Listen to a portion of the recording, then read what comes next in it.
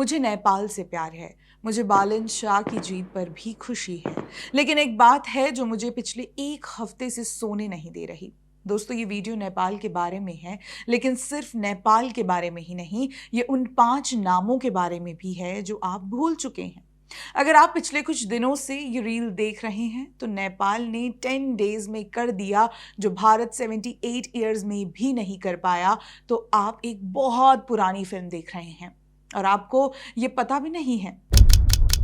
चलिए आज हम आपको वो पुरानी फिल्म खोल कर दिखाते हैं। लेकिन पहले बात नेपाल की, क्योंकि नेपाल हमारा भाई है और भाई की बात सबसे पहले होती है। काशी में एक मंदिर है जहां पुजारी नेपाली है। नेपाल में एक मंदिर है जहां पुजारी भारतीय है। ये बात 2014 में प्रधानमंत्री नरेंद्र मोदी ने नेपाल की कॉन्स्टिट्यूएंट असेंबली में कही थी, जब वो वहां बोलने वाले पहले विदेशी नेता बने थे। उन्होंने कहा था, गंगा और हिमालय जितना पुराना है हमारा रिश्ता। भारत और नेपाल के संबंध उतने ही पुराने हैं जितना हिमालय और गंगा पुराने हैं। ये सीता और जनक की भूमि है, बुद्ध की जन्मभूमि है और सबसे बड़ी बात, ये गोरखा जवानों की मातृभूमि है, जिनका खून भारत की हर विजय में बहा है। कारगिल में 1971 में, 1965 में, 1962 में फील्ड मार्शल सैम मानेकशॉ ने कहा था, जो सैनिक कहे कि उसे मौत से डर नहीं लगता, वो या तो झूठा है या तो गोरखा है। ये सिर्फ इतिहास की बात नहीं है, ये 2014 में मोदी जी ने नेपाल को 10,000 करोड़ रुपए की consensual line of credit the, HIT formula दिया, हाईवेज, आईवेज, ट्रांसवेज। 2022 में वो लुम्बिनी गए भगवान बुद्ध की जयंती पर। भारत ने कभी नेपाल के साथ बड़े भाई वाला रवैया नहीं रखा, हमेशा बराबर के भाई वाला रखा है। और मोदी जी ने 2014 में एक लाइन कही थी जो आज भी उतनी ही सच है, a happy Nepal gives India a reason to smile. खुशहाल नेपाल भारत की मुस्कान है। और आज 2026 में नेपाल एक ऐसे मोमेंट में है जो उसे हिमालय जितना ऊंचा उठाने वाला है। मार्च 2026 में हिस्टोरिक चुनाव हुए। 35 साल के बलेंद्र शाह, जिन्हें नेपाल के लोग प्यार से बालन बुलाते हैं, राष्ट्रीय स्वतंत्रता पार्टी के साथ लैंडस्लाइड जीते। 275 में से 182 सीटें, नेपाल के आधुनिक इतिहास का सबसे बड़ा मैंडेट। और इसके साथ ही बालन शाह दुनिया के सबसे युवा सर्विंग हेड ऑफ स्टेट में से एक बन गए। पहले ही दिन उन्होंने कुछ ऐसा किया जो नेपाल में पहले कभी नहीं हुआ था।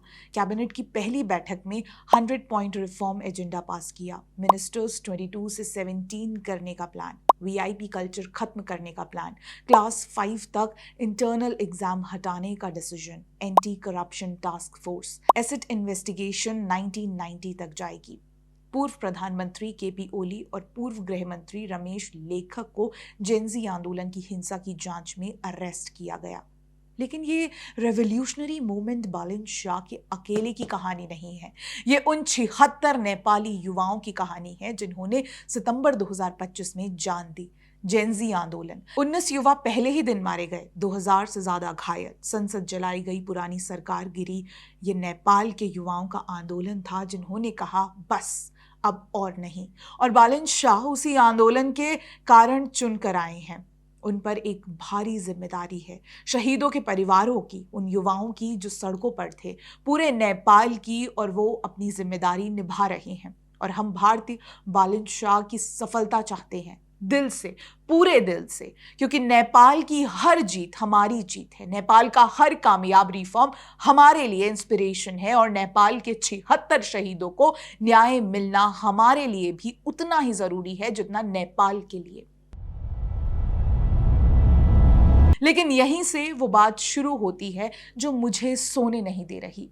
आप खुद सोचिए, पिछले एक हफ्ते में आपके इंस्टाग्राम पर, ट्विटर पर, व्हाट्सएप पर कितनी रील्स आई जिनमें बालन शाह की बात थी। सिर्फ 10 दिन के अंदर नेपाल की सरकार ने वो कर दिखाया जो काम हमारे देश की कोई भी सरकार पिछले 78 सालों में नहीं कर पाई। बहुत सारे, है ना? अब एक और सवाल पूछिए खुद से, उन रील्स में से कितने ऐसे थे जो सिर्फ बालन शाह की तारीफ कर रहे थे, बिना भारत का नाम लिए, बिना मोदी से कंपैरिजन किए, बिना 78 ईयर्स में नहीं कर पाए कहे। शायद एक भी नहीं।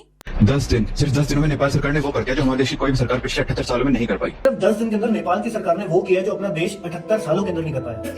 हर रील में एक ही पैटर्न है। नेपाल ने 10 डेज में कर दिया, भारत 78 ईयर्स में नहीं कर पाया। देखिए बालिन शाह को और देखिए मोदी को, नेपाल का युवा पीएम और भारत का बूढ़ा पीएम। वहां हो गया, यहां क्यों नहीं? अब ईमानदारी से सोचिए, अगर किसी को वाकई बालिन शाह पसंद है तो वो उनकी सीधी तारीफ क्यों नहीं कर रहा? बालिन शाह शानदार काम कर रहे हैं, कहने में कोई प्रॉब्लम नहीं है। नेपाल के युवाओं ने इंस्पायरिंग आंदोलन चलाया, कहने में क्या प्रॉब्लम है? उनका 100 पॉइंट एजेंडा प्रेरणादायक है, कहने में क्या प्रॉब्लम है? लेकिन नहीं, ये रील में बालिन शाह का नाम है और साथ में भारत पर हमला। हर रील में नेपाल की तस्वीर है और साथ में मोदी पर गाली। हर रील में नेपाल से तारीफ शुरू होती है और भारत पर खत्म होती है। इसका मतलब एक ही है, ये रील नेपाल की तारीफ के लिए नहीं बन रहे, ये भारत को नीचा दिखाने के लिए बन रहे हैं। और बालिन शाह एक बहाना है, एक प्रॉप है, एक डंडा है जिससे भारत को पीटा जा रहा है। ये बालिन शाह के साथ बेईमानी है, ये नेपाल के साथ बेईमानी है। और सबसे बड़ी बात, ये टूल किट नया नहीं है, ये स्क्रिप्ट आप पहले भी देख चुके हैं। एक बार नहीं, 2 बार नहीं, 5 बार। याद कीजिए वो 5 नाम जो आप भूल चुके हैं। पहला नाम इमरान खान, फरवरी 2019 पुलवामा अटैक, फिर बालाकोट स्ट्राइक, और जब पाकिस्तान ने हमारे विंग कमांडर अभिनंदन को बंधक बनाया और कुछ दिन बाद रिलीज किया। याद है क्या? याद है क्या हुआ उसके बाद? भारत के एक पूरे लिबरल इकोसिस्टम ने इमरान खान को स्टेट्समैन कहना शुरू कर दिया। देखो कैसा पीस जेस्चर दिया। मोदी को इमरान खान से सीखना चाहिए, कैसे डीएस्केलेट किया जाता है। द प्रिंट ने तो खुद एक आर्टिकल छापा जिसका सवाल था, क्या इमरान खान की तारीफ सिंसियर है या मोदी के विरोध में? सोचिए, एक इंडियन एयरफोर्स ऑफिसर को बंधक बनाने वाले देश के प्राइम मिनिस्टर को हम स्टेट्समैन कहें, सिर्फ इसलिए कि हमें मोदी पसंद नहीं। ये पहली बार था जब ये टेम्पलेट इतने स्पष्ट रूप से सामने आया। फिर क्या हुआ इमरान खान का? अप्रैल 2022 में नो कॉन्फिडेंस वोट में सत्ता से बाहर, 2023 से जेल में, करप्शन केसेस, कोर्ट केसेस, नया पाकिस्तान का सपना खत्म, पाकिस्तान की इकोनॉमी तबाह। जो इंडियन लिबरल्स उन्हें स्टेट्समैन कहते थे वो क्वाइटली गायब हो गए। दूसरा नाम जसिंडा एड्रिन, न्यूजीलैंड की prime minister. Christchurch mosque shooting के बाद वेस्टर्न मीडिया ने उन्हें ग्लोबल आइकन बना दिया। और भारत में वही स्क्रिप्ट। मोदी सीखिए जसिंडा से, कंपैशनेट लीडरशिप ये है। हिजाब पहनकर कैसे एम्पैथी दिखाई जाती है, हर ओपिनियन पीस, हर ट्वीट, हर रील यही कह रहा था। फिर जनवरी 2023 में जसिंडा ने खुद रिजाइन कर दिया, कहा I don't have enough in the tank. अक्टूबर 2023 में उनकी लेबर पार्टी चुनाव बुरी तरह हार गई, नेशनल पार्टी सत्ता में आई। आज न्यूजीलैंड में जसिंडा की पॉलिसीज एक एक करके पलटी जा रही हैं और वो इंडियन लिबरल्स जो उन्हें टेम्पलेट बनाते थे वो कहीं और देख रहे हैं। तीसरा नाम सना मरीन, फिनलैंड की प्राइम मिनिस्टर। 34 इयर्स की उम्र में दुनिया की सबसे युवा हेड ऑफ स्टेट, सिर्फ महिलाओं की कोएलिशन। CNBC ने उन्हें figurehead for progressive around the world कहा। टाइम मैगजीन, द गार्जियन, हर ग्लोबल आउटलेट उनकी तारीफ में लगा था। और भारत में देखिए कैसी लीडरशिप है, वर्ल्ड्स यंगेस्ट पीएम। भारत को ऐसी फेमिनिस्ट पॉलिटिक्स कब मिलेगी? मोदी का ऑल्टरनेटिव ये है। फिर क्या हुआ? अप्रैल 2023 में फिनलैंड में चुनाव, सना मरीन की पार्टी तीसरे नंबर पर आ गई। Right wing national coalition party जीती और सिर्फ 5 महीने बाद सितंबर 2023 में सना मरीन ने पॉलिटिक्स से पूरी तरह रिजाइन कर दिया। 37 इयर्स की उम्र में पॉलिटिक्स को goodbye. Tony Blair Institute में चली गई। 4 साल में एक टेम्पलेट का उदय और अंत, और भारत में रील बनाने वाले अगले टेम्पलेट की तलाश में। चौथा नाम शेख हसीना। ये टेम्पलेट सबसे खतरनाक था क्योंकि इसमें सिर्फ तारीफ नहीं थी, इसमें एक बहुत गहरी बेईमानी थी। 2022-2023 में हर इंडियन इकोनॉमिस्ट, हर लिबरल कमेंटेटर एक ही बात कर रहा था, बांग्लादेश डेवलपमेंट मॉडल देखिए, पर कैपिटा इनकम भारत से ज़्यादा है, गारमेंट इंडस्ट्री का ग्रोथ देखिए, जीडीपी ग्रोथ रेट देखिए, भारत पीछे रह गया। फिर अगस्त 2024 आया, मास प्रोटेस्ट हुए, सरकार गिरी और हसीना को भागकर भारत आना पड़ा। और रातों रात रातों रात नैरेटिव पलट गया। जो कल तक उन्हें डेवलपमेंट मॉडल बता रहे थे वो उन्हें authoritarian, dictator, corrupt, student killer बोलने लग गए। गोल पोस्ट 24 घंटे में शिफ्ट हो गया। और यहाँ रुकिए, ये हसीना वाली कहानी सबसे ज़रूरी है क्योंकि इसमें एक पैरेलल है जो आप मिस कर रहे हैं। हसीना ने स्टूडेंट्स को कुचलने के चलते सत्ता खोनी पड़ी और बालिन शाह को स्टूडेंट्स की कुर्बानी के बाद सत्ता मिली है। दोनों सिनेरियोज में स्टूडेंट्स थे, दोनों में जान गई, लेकिन एक केस में इंडियन लिबरल्स ने हसीना की जीडीपी ग्रोथ रेट देखी और दूसरे में वो 10 डेज रेवोल्यूशन देख रहे हैं। क्यों?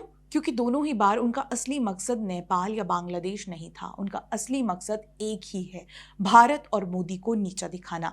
जो उस समय उस काम में मदद करे वही टेम्पलेट। 5वां नाम, जस्टिन ट्रूडो। ये सबसे पुराना और सबसे लंबा टेम्पलेट है। 2015 से 2024 तक पूरे 10 साल। Feminist cabinet, diversity is our strength, selfie PM, progressive leadership का फेस। इंडियन लिबरल्स ने ट्रूडो को मोदी के खिलाफ एक कांस्टेंट बेंचमार्क बनाया। 2018 में ट्रूडो भारत आए। पूरा विजिट एक डिजास्टर था। कोई सीनियर मिनिस्टर एयरपोर्ट पर नहीं मिला, मोदी ने ट्वीट तक नहीं किया, लेकिन टेम्पलेट बरकरार रहा।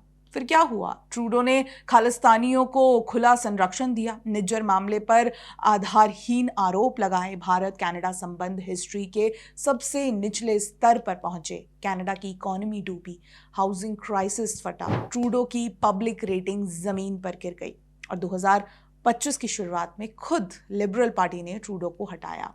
उनकी अपनी पार्टी ने उन्हें बाहर किया। आज ट्रूडो पॉलिटिकल विल्डरनेस में है। वो प्रोग्रेसिव टेम्पलेट का क्या हुआ? एक और फेल्ड एक्सपेरिमेंट। अब इन 5 नामों को एक साथ देखिए। इमरान खान, जसिंडा, सना marine, Sheikh Hasina, Justin Trudeau. एक पाकिस्तानी पॉपुलिस्ट, एक न्यूजीलैंड की फेमिनिस्ट, एक फिनलैंड की यंगेस्ट पीएम, एक बांग्लादेश की स्ट्रॉन्ग वुमेन जो स्टूडेंट्स को कुचलती थी, एक कैनेडियन प्रोग्रेसिव जिसने खालिस्तानियों को पाला। 5 अलग देश, 5 अलग आइडियोलॉजीज, 5 बिल्कुल अलग पर्सनालिटीज, लेकिन इन 5 में एक चीज कॉमन है। इन 5 के नाम पर, इनके चेहरे पर, इनकी तस्वीरों पर भारत के खिलाफ प्रोपेगेंडा चलाया गया।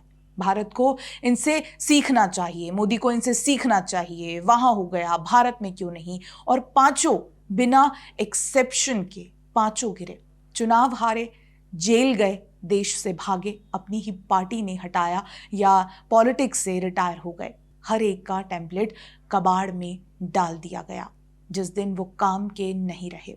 साल बदलता है, चेहरा बदलता है, भाषा बदलती है, लेकिन मॉड्यूस ऑपरेंडी नहीं बदलता।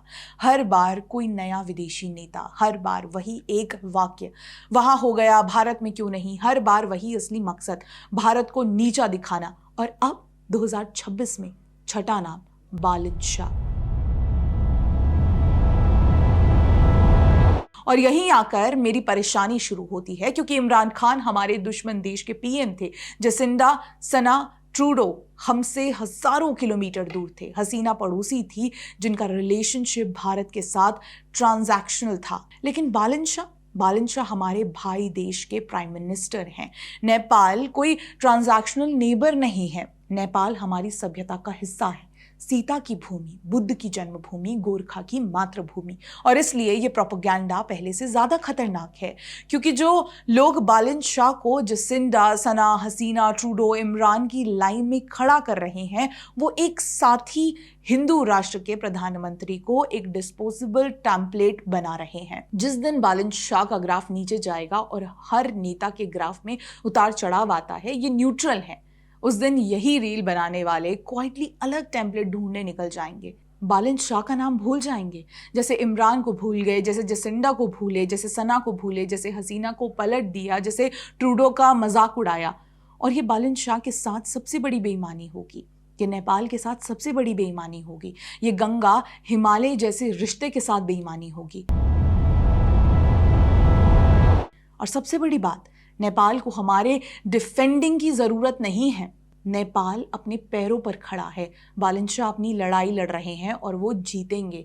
उनका मार्ग उनका है, उनकी व्यवस्था उनकी है, उनका सपना उनका है। जिस चीज की जरूरत है वो ये है कि हम भारतीय उन लोगों को पहचाने, जो हमारे भाई देश का नाम अपने प्रोपेगेंडा के लिए इस्तेमाल कर रहे हैं। वो लड़ाई हमारी है, नेपाल की नहीं।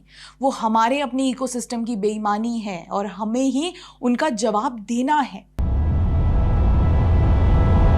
तो भारत के हर उस नागरिक से एक रिक्वेस्ट है जो ये वीडियो देख रहा है, नेपाल की तारीफ कीजिए, खुलकर कीजिए, जोर से कीजिए, बालन शाह को शुभकामनाएं दीजिए, उनके 100 पॉइंट एजेंडा की सफलता की दुआ कीजिए, उनके 76 शहीदों को न्याय दिलाने की लड़ाई में उनके साथ खड़े रहिए, क्योंकि हर खुशहाल नेपाली परिवार, हर एक भारत के लिए अच्छी खबर है। लेकिन अगली बार जब कोई रील आपके सामने आए और कहे नेपाल ने कर दिखाया, भारत क्यों नहीं कर पाया, एक सवाल पूछिए, सिर्फ एक, क्या ये रील वाकई नेपाल की तारीफ के लिए बन रहा है या नेपाल को एक हथियार की तरह इस्तेमाल करके भारत को नीचा दिखाने के लिए? और हाँ, हम एक साथी हिंदू राष्ट्र नेपाल से इतना प्यार करते हैं कि जो लोग उसे प्रोपेगेंडा का औजार बनाना चाहते हैं उनके खिलाफ खड़े होंगे। बालन शाह हमारे मित्र हैं, प्रतिद्वंदी नहीं। उनका संघर्ष हमारा संघर्ष है, उनका भविष्य हमारे भविष्य से जुड़ा है और उनकी सफलता हमारी सफलता होगी। और इसलिए हम इस टूल किट को खारिज करते हैं, क्योंकि जो लोग नेपाल को एक प्रॉप बनाकर भारत को गाली देते हैं वो असल में न भारत के दोस्त हैं न नेपाल के। गंगा और हिमालय जितना पुराना है हमारा रिश्ता, इसे किसी वायरल रील से छोटा मत होने दीजिए। जय भारत, जय नेपाल।